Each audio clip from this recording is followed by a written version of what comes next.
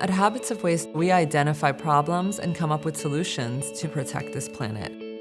We want people to understand you matter. You actually can make the difference. Crayon Collection was born because I learned that there was 150 million crayons being thrown away by restaurants alone. So I started by asking restaurants to collect their crayons and finding a local school within 5 miles to pick them up once a month.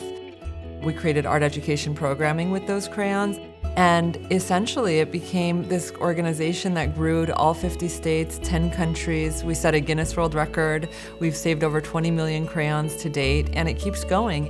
It was in those same restaurants that I kept seeing the plastic straws on everybody's table. I mean, you order a glass of water, it came with a straw in it. I saw that there was 500 million plastic straws being thrown away per day in the US alone, and I realized we can do something about this. So we spearheaded the first plastic straw and cutlery ban in history, and subsequently we saw city after city after city, country after country participate. We saw that there's 40 billion packs of plastic cutlery produced per year with the sole intention of being used once and thrown in the garbage. So we thought, well, what if we were to change the default setting on these food delivery applications to make plastic cutlery available by opt-in only? 14,000 people wrote emails in, and one by one, we convinced them to change their default setting. We learned that Postmates, within a year, was able to save 120 million packs of plastic cutlery. That equates to $3.2 million in savings for restaurants. So we took that information and we took it all the way up to the highest level here in the state of California, and we just passed AB 1276 so that every restaurant can only provide plastic cutlery upon request. It takes a lot of effort and a lot of work. But then you turn on the TV and you see your favorite actor or actress drinking out of a plastic water bottle, having their salad in a plastic container with a plastic fork.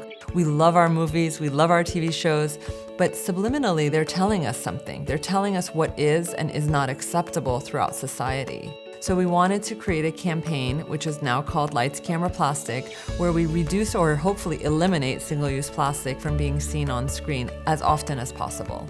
We're trying our best to get into every single studio and get them to understand that we don't want to see single-use plastic anymore. It's time to denormalize it. So many times environmentalism is about changing systems in a grand scale.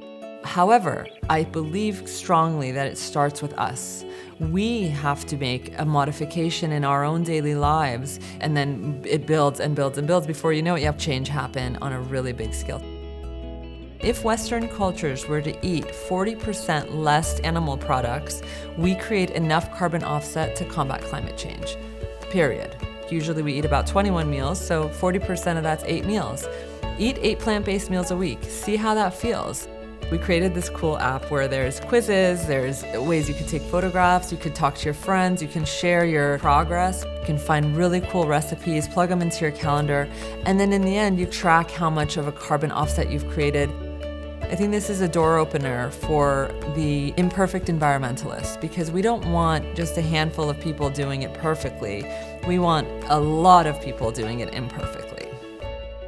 We're part of this planet, just like all the animals are, just like the trees grow out of this earth, we do too. And my hope is that we start to remember how close we actually are to this planet and how important it is to protect it. We can make a change, we can make a difference, we cannot give up. We can do this together.